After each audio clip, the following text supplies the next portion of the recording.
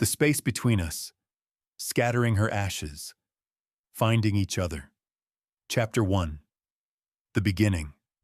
We left early, not because we were in a hurry. It was just easier that way. The morning hadn't had time to ask any questions yet. My father got behind the wheel silently. He always did that. His hands were confident, almost solemn, as if the steering wheel was the last thing he had left under his control. I sat down next to him and immediately buckled up. It was an automatic gesture, like something out of an old survival manual. Mom lay in a box between our seats, small, light. I kept catching myself waiting for a smell, ash, smoke, something bitter, but all I could smell was plastic and coffee from the thermos. We didn't discuss the route. He said, "I know the way." I didn't ask where from. The car pulled onto the highway, and the world became flat. Asphalt, lane markings, occasional trucks. The radio was off. It was a shared silence in which no one felt guilty. I looked out the window and thought about how strange it was to grow up next to a parent who also didn't know what to do next. When you're a child, he's huge. When you're 30, he's just a man who doesn't know how to talk about his wife's death. He coughed. I tensed up, but he just changed lanes. 40 minutes later, the fuel light came on. First refueling, first reason to stop. "Let's refuel," he said. I nodded. Too quickly. Chapter 2. First refueling gas stations are the same everywhere. That's comforting. You can be 100 kilometers from home, but the coffee will still burn your mouth, and the hot dogs will still look like they don't hurt. My father got out first. I stayed in the car. I watched him insert the nozzle into the tank. I watched him check the numbers on the screen. I watched him stand there, slightly hunched over, as if waiting for a grade. I thought that I couldn't remember the last time we had been alone together for more than an hour. Usually, Mom connected us, as a translator, as a buffer, as proof that we were a family, not two separate individuals. He returned with 2 cups of coffee, no sugar. I didn't know how you drink it now hung in the air, as if I had a new version of myself, after. "Thank you," I said, and that word sounded louder than it should have. We drove on again. The coffee stood in the cup holder, steam rising slowly, almost beautifully. I took a sip and burned myself. I didn't show it. "Mom always had vanilla," he said, looking at the road. He didn't say it to me. He just said it, as a fact. "Yes," I replied, and she always complained that it was too sweet. He nodded. We smiled at the same time and immediately stopped. The car drove on. There were still 1,000 kilometers ahead of us, and many more gas stations. Each one was a small chance to say something real, and an equally small chance to remain silent again. Chapter 3. Somewhere between mile markers. By the time we crossed the state line, the sky had flattened into that wide Midwestern gray that makes distance feel endless. Dad drove like he always had. Steady, hands at 10 and 2, eyes forward. He didn't speed. He didn't fidget. He treated the highway like something that required respect. The urn sat in the center console now, wedged carefully between a folded map and a pack of napkins. He had adjusted it twice already, making sure it wouldn't tip. Neither of us mentioned it. I watched the mile markers tick down like quiet witnesses. At the next gas station, the wind was stronger. It tugged at my hair and made the flags snap sharply above the pumps. Dad got out again. This time, I followed. There was something about standing outside the car that felt necessary, like the air had to hit my face before I could breathe fully. He was staring at the numbers climbing on the pump. You hungry? He asked, still looking forward. Maybe. We walked into the convenience store together. The fluorescent lights were harsh. A teenage cashier barely glanced up. A country song played softly from somewhere near the coolers. Dad reached for beef jerky. I grabbed a bottle of water. For a second, we stood in the same aisle, facing the same shelf, not speaking. It struck me then. Grief had made us careful around each other, like we were both carrying something fragile that could shatter if handled wrong. Back in the car, he handed me a napkin before I asked for one. You always spill, he said. It wasn't criticism. It was memory. I almost smiled. She used to say that too. His jaw tightened just slightly. We drove another hour before he spoke again. She picked that place, you know. I turned toward him. The coast. He nodded. Years ago, we took that trip. You were in college. She said if anything ever happened, she wanted the ocean. I tried to remember that trip. I remembered exams, a boyfriend I barely recall now. I remembered not going. Why didn't you tell me? I asked. He hesitated. She didn't want it to feel like a plan. The highway stretched ahead of us. Flat. Endless. For the first time since we left home, I realized this trip wasn't just about scattering ashes. It was about carrying out something she had trusted him with, and he had trusted himself to do alone. Until now. Chapter 4: The Motel with the Flickering Sign. We stopped driving after dark. The motel had a flickering neon sign that buzzed faintly, like it was unsure whether it wanted to stay lit. The parking lot was half empty. A soda machine hummed near the office door. Dad parked carefully, engine idling for a moment, before he shut it off. Silence settled heavy inside the car. You want separate rooms? He asked. There it was, the old distance, the polite space we had always given each other. One's fine, I said. He nodded, relieved. Inside, the room smelled faintly of detergent and something older. 2 beds, a small lamp between them, curtains that didn't quite close all the way. He set the urn gently on the dresser. For a long moment, neither of us looked at it. I sat on the edge of one bed. He sat on the other. The TV remote rested untouched between us. Do you remember? He started, then stopped. What? He exhaled slowly. The night she made us drive 2 hours for pie. I let out a small laugh before I could stop myself. The blueberry place. Yeah. He almost smiled. Closed by the time we got there. She cried in the parking lot like it was the end of the world. We both laughed then. Soft, surprised by it. She always cried over small things, I said. He shook his head gently. No. She cried because she loved things fully. The room grew quieter after that. I watched him carefully. The way his shoulders curved inward. The way his hands rested on his knees like he didn't know where else to put them. I don't know how to do this without her, he said suddenly. It wasn't dramatic. It wasn't loud. It was just true. I felt something in my chest shift. You don't have to, I said. He looked at me, confused. I mean, you don't have to do it alone. The words hung there, awkward but real. For years, we had both relied on her to translate our silences, to smooth over our differences, to explain us to each other. Now there was no one left to do that.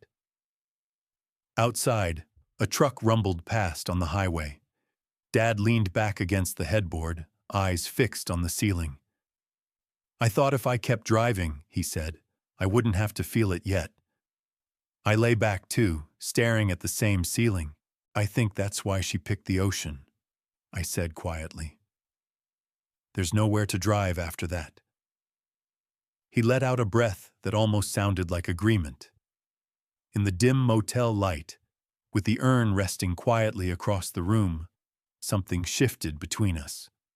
Not closeness, not yet, but less distance. And for the first time since we started this trip, I didn't feel like we were two separate people carrying the same grief. We were two people learning how to hold it together. Chapter 5. What we didn't say in time. The second morning on the road felt heavier.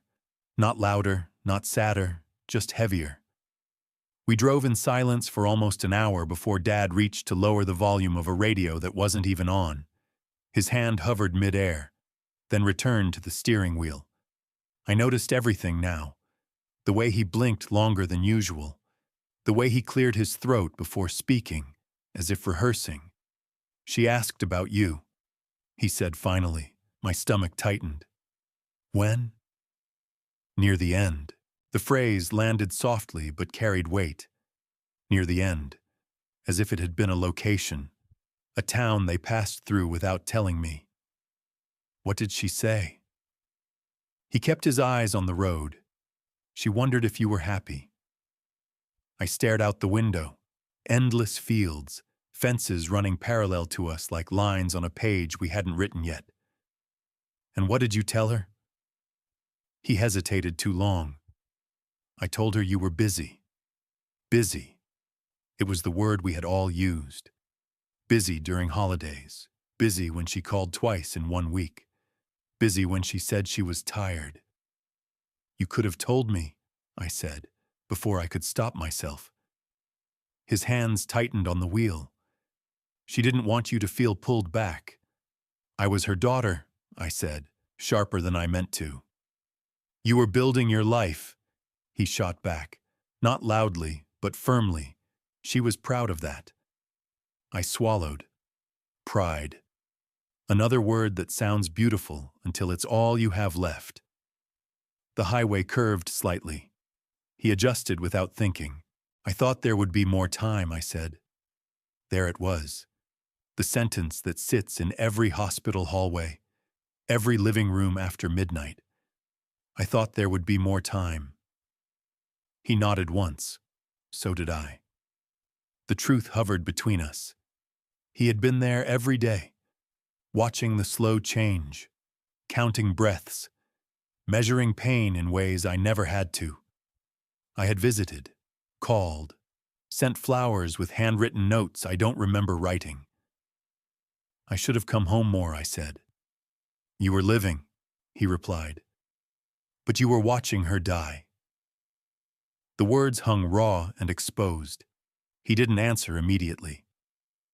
"That wasn't your job," he said at last.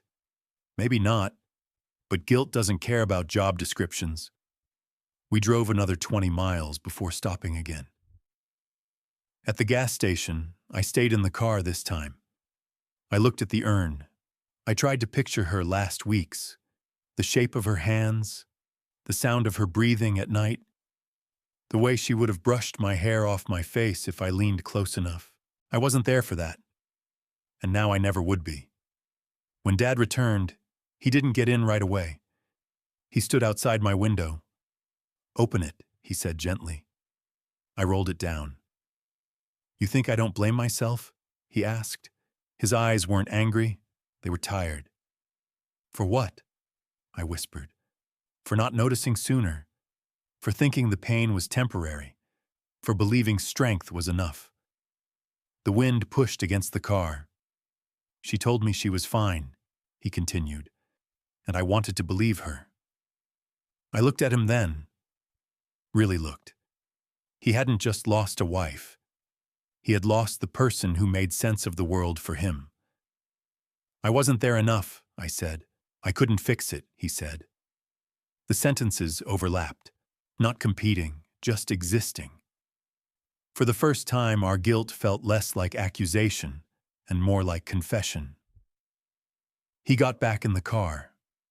We didn't solve anything, but the air inside the vehicle felt different, less guarded, as if the blame had been sitting in the back seat this whole time, and we had finally acknowledged it.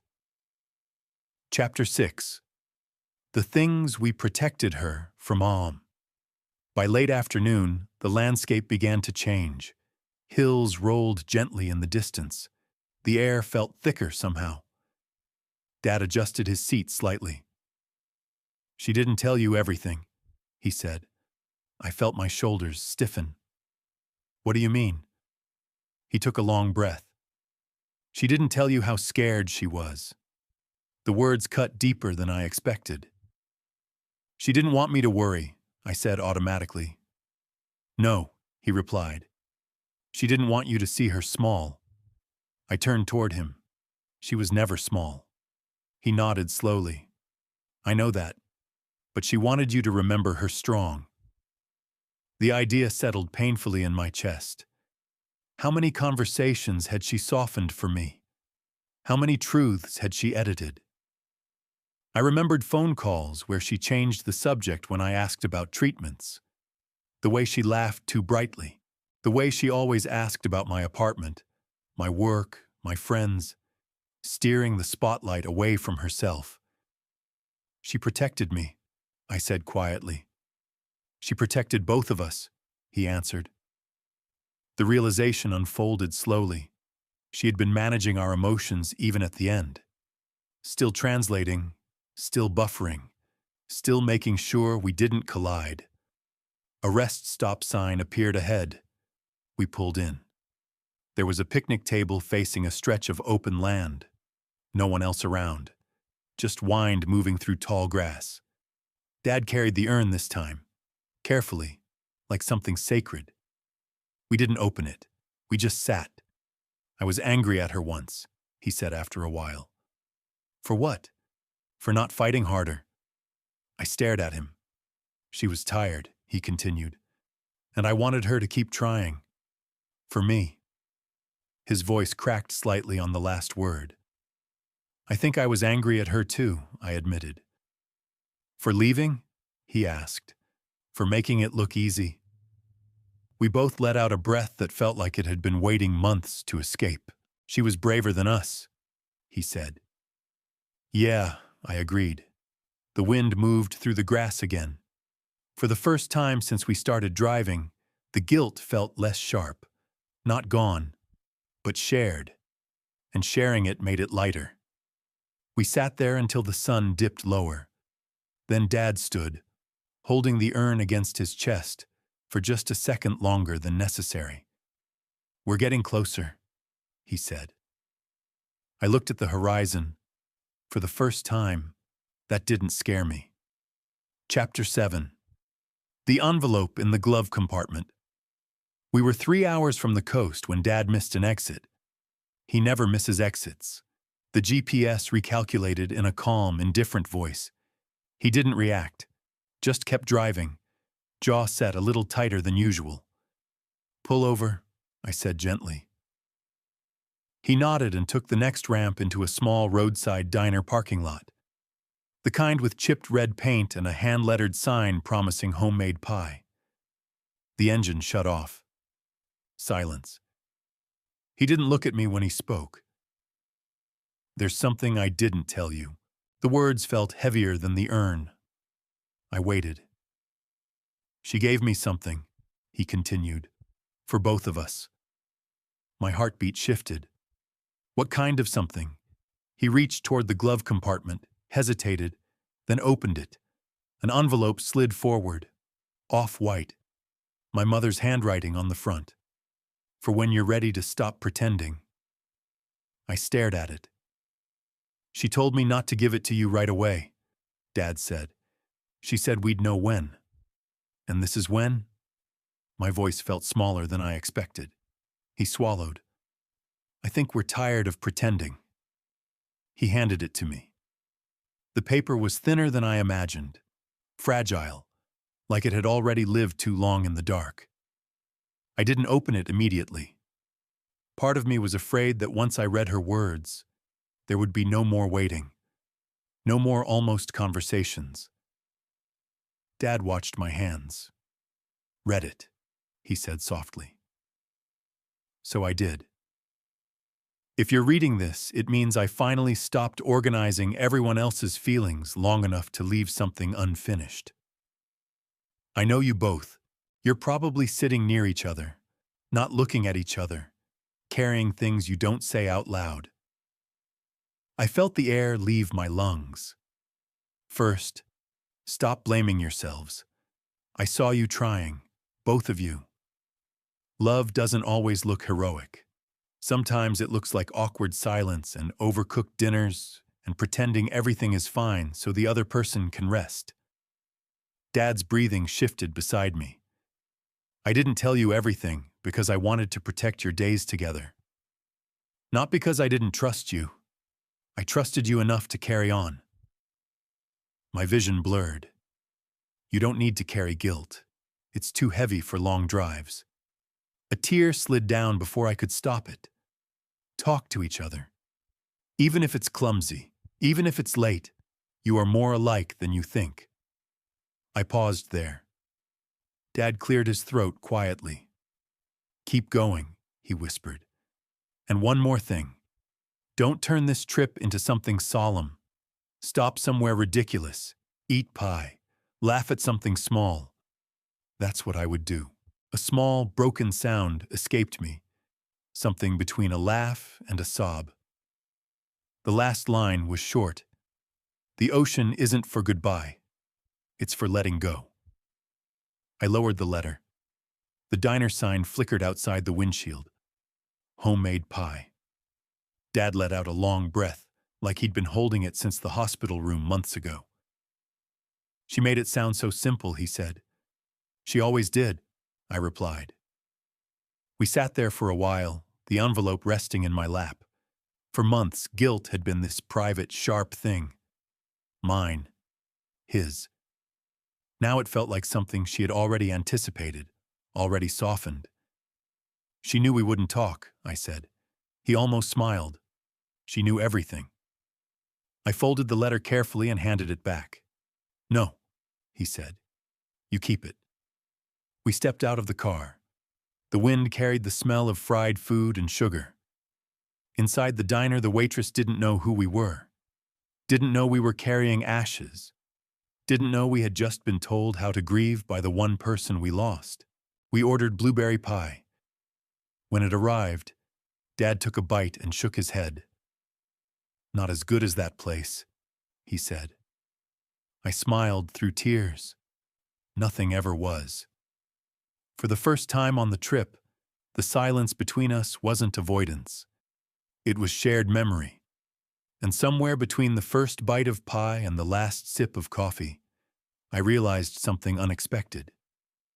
The letter hadn't given us answers. It had given us permission. Final chapter. The edge of the water. We reached the ocean just after sunrise. The sky was pale, almost unfinished. The horizon looked soft, like someone had smudged the line between water and air. Dad parked without saying anything. For a moment, neither of us moved. You could hear it even from inside the car. The steady rhythm of waves. Not dramatic, not cinematic, just constant. He turned off the engine. That's it, he said quietly. Not this is where we say goodbye. Just, that's it. We stepped out into cool air that carried salt and something clean. The sand felt firmer than I expected under my shoes. Dad opened the trunk and lifted the urn carefully, like he had every other time. But this time there was no next destination. We walked toward the water slowly. The tide was low. Gulls moved lazily overhead, unbothered by our private moment. When the water reached our ankles, it was colder than I thought it would be. It stole my breath for a second. Dad looked at me. You want to? He asked. I nodded. We opened the urn together. The wind caught some of it first, lifting a fine gray cloud upward, scattering it in light that had just begun to turn gold. The rest drifted downward, dissolving into the water almost immediately. There was no dramatic pause, no music swelling, no sign from the sky, just the ocean doing what it has always done. receiving. I expected something to break inside me. Instead, something loosened. Dad stood beside me, not touching, not distant either. She would have liked this, he said. She would have complained about the cold, I added. He smiled, fully this time. Not the careful version. We stayed there longer than necessary. Not because we didn't know how to leave, but because we didn't need to rush. Eventually, the tide crept closer.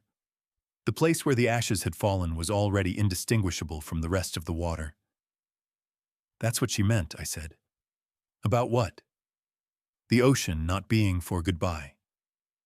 He watched the horizon. Yeah. We walked back to shore without speaking. The sand felt warmer now. The sun had climbed higher. At the edge of the parking lot, Dad stopped.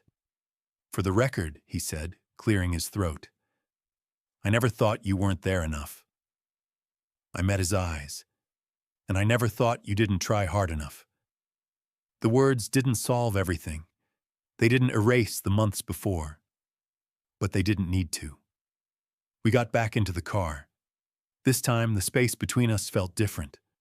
Not smaller, just unguarded. Dad started the engine. Hungry? He asked. I smiled. Yeah, but somewhere ridiculous. He nodded. As we pulled away from the coast, I glanced in the rearview mirror. The ocean stayed where it was, steady, wide, unbothered. And for the first time since the hospital room, since the phone calls, since the quiet guilt that followed us mile after mile, the road ahead didn't feel like something we were escaping. It felt like something we were choosing. Together.